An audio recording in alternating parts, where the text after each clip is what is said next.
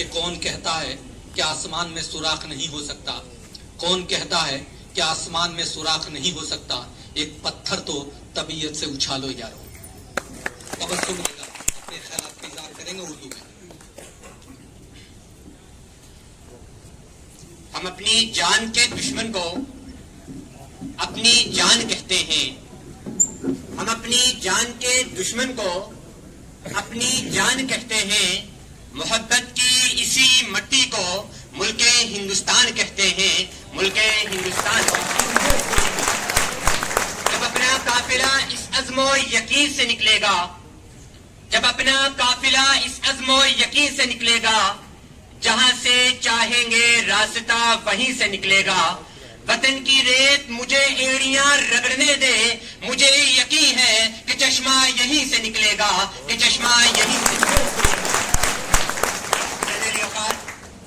قابل قدر و قابل احترام وارڈن انچارج جناب شکیل الوی صاحب، ہمارے بیچ بیٹھے ہوئے عظیم ہستی نجف سر، ڈاکٹر سعید فیض زیدی سر اور دیگر اساتذہ کرام، سب سے پہلے میری طرف سے آپ تمام ناظرین کو ملک ہندوستان کی آزادی کی بہت بہت مبارکباد.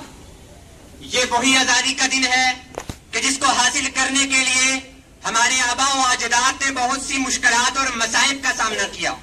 یہ وہی آزادی کا دن تھا کہ جس کو حاصل کرنے کے لیے ہمارے آبا و اجداد نے بہت سی قربانیوں کو پیش کیا. یہ وہی آزادی کا دن ہے کہ جس کو حاصل کرنے کے لیے مہاتما گاندھی نے خود کو بھوک سے دوچار کیا تھا. یہ وہی آزادی کا دن ہے کہ جس کو حاصل کرنے کے لیے اشفاق اللہ خان نے پھانسی کے پھندے کو چوم لیا تھا. اور صدر علی وقار، یہ وہی آزادی کا دن ہے کہ جس کو حاصل کرنے کے لیے سردار بھگت سنگھ کو جب پھانسی کے پھندے پر چڑھایا گیا تھا تو سردار بھگت سنگھ نے اپنی زبان سے یہ الفاظ نکالے تھے کہ اب بھی جس کا خون نہ کھولا خون نہیں وہ پانی ہے. اب بھی جس کا خون نہ کھولا خون نہیں وہ پانی ہے. جو دیش کے کام آئے نا بیکار کی جوانی ہے، بیکار کی. ہندوستان کی تاریخ بول رہی ہے کہ ملک ہندوستان کو آزاد کروانے میں بہت سے لوگوں نے اپنا اہم رول ادا کیا ہے.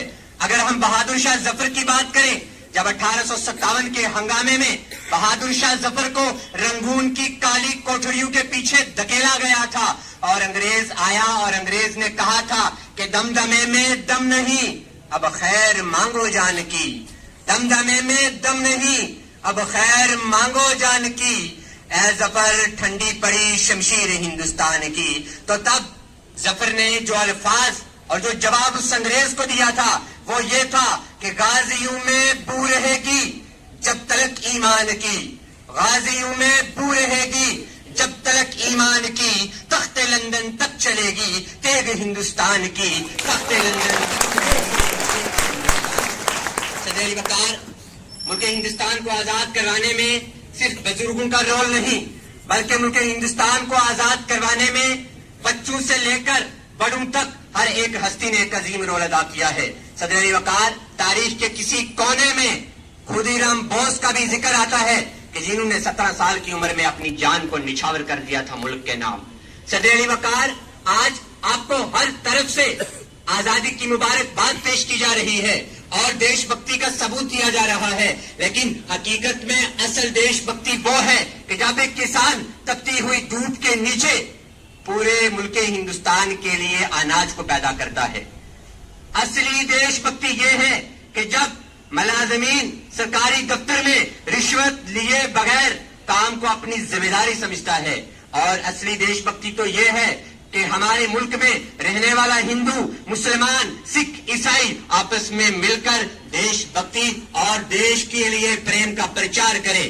صدر علی وقار، اور میں آپ کو یہ چیز کہنا چاہتا ہوں کہ ہماری یہ خوش قسمتی ہے کہ ملک ہندوستان میں ہندو بھی پیدا ہوا، مسلمان بھی پیدا ہوا، سکھ بھی پیدا ہوا، عیسائی بھی پیدا ہوا، لیکن سب سے بڑی بدقسمتی یہ ہے کہ یہاں پہ انسانیت پیدا نہیں ہوئی. اگر یہاں پر تمام مذاہب کو بھول کے یہاں پر اگر امن کا پرچار ہونے لگا تو ہمارا جو ملک ہے وہ سج جائے گا، سور جائے گا اور اس کا جو ڈنکا ہے وہ ودیش تک گونجے گا. اور آخر پر میں آپ تمام ناظرین کے سامنے چند اشعار پڑھ کے آپ سے اجازت چاہوں گا کہ ایک دوسرے کا ہم سبھی سمان کریں گے. ایک دوجے کا ہم سبھی سمان کریں گے, جھگڑا نہ کبھی ہندو مسلمان کریں گے. ایک دوجے کا ہم سبھی سمان کریں گے, جھگڑا نہ کبھی ہندو مسلمان کریں گے. نفرت جو پھیلائے ہمیں آپس میں لڑا کر, اس کے خلاف ہم جنگ کا اعلان کریں گے. اور جان سے بھی پیارا ہے ہمیں اپنا ترنگا, جان سے بھی پیارا ہے ہمیں اپنا ترنگا. اس کے لیے ہم اپنی جان کو بھی قربان کریں گے, جھگڑا نہ کبھی ہندو مسلمان کریں گے.